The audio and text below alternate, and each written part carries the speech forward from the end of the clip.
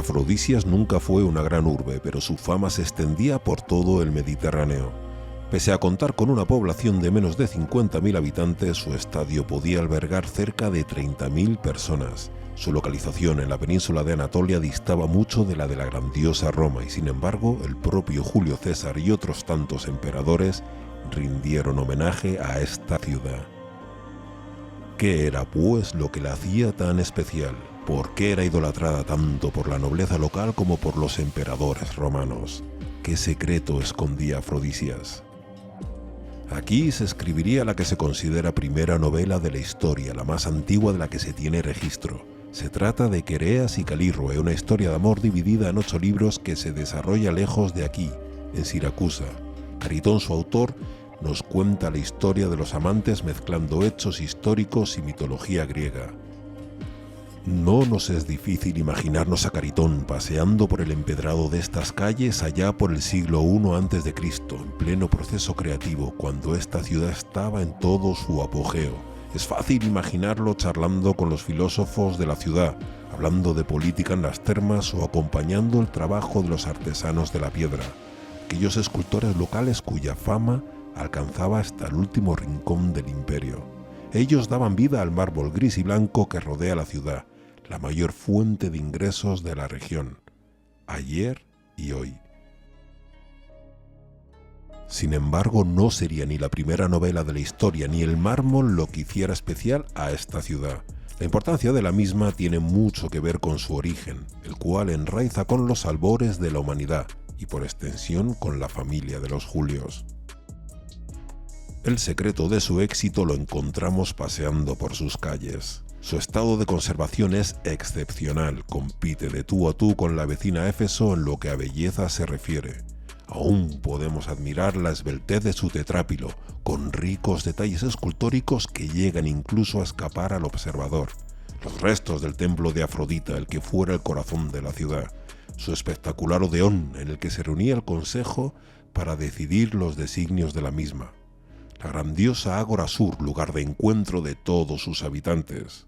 O su enorme teatro, en el que todavía aún hoy podemos ver restos de los juegos grabados en la roca, aquellos con los que mataban el tiempo los espectadores entre acto y acto, y que nos acercan casi de forma fraternal a los habitantes de la ciudad. Afrodisias cuenta incluso con uno de los estadios mejor conservados de toda la Edad Antigua. Aún se mantienen en pie todas las gradas en las que 2000 años atrás miles de personas apostaran sus ahorros a favor de sus aurigas favoritos. De alguna manera, todavía se percibe la vida en estas ruinas.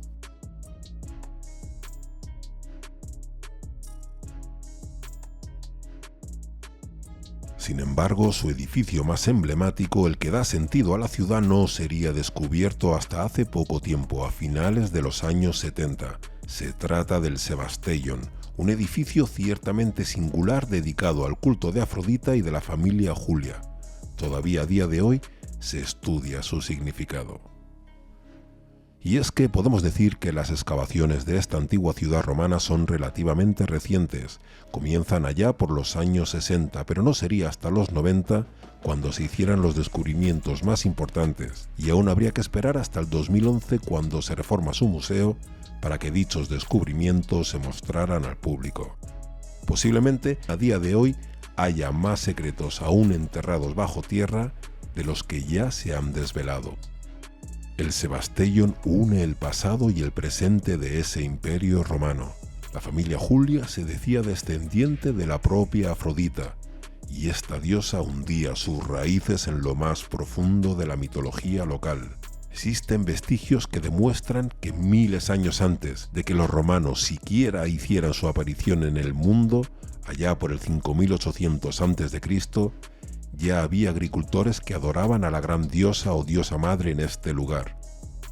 Esta, que otorgaba fértiles cosechas y daba hijos sanos y fuertes a esos campesinos neolíticos, evolucionó con el tiempo. Sería llamada Nínoe en el primer milenio antes de Cristo e Istar más adelante. Siglos después, los griegos la identificarían como Afrodita, la diosa del amor. Julio César se consideraba descendiente directo de esta diosa. En los paneles del teatro, el lugar donde quedó escrita la historia del lugar, los acontecimientos más importantes, podemos ver cómo este emperador regaló una estatua de oro de Eros a la ciudad, convirtiéndose a sí mismo en su protector. Afrodisias igualmente ya había demostrado su fidelidad a Roma en la guerra entre el Imperio y el Reino del Ponto, allá por el año 88 a.C. Décadas después, también haría alarde de dicha lealtad cuando se negaran a aliarse con los asesinos de Julio César. Pagarían con sangre su honor, pero la familia Julia jamás olvidaría el gesto.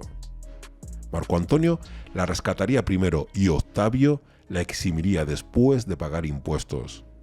El Sebastellón que hoy vemos es un monumento único, un homenaje a la diosa Afrodita y a ese linaje, a la gens Julia, que según defendían descendería de forma directa de la propia diosa y por ende de la madre tierra.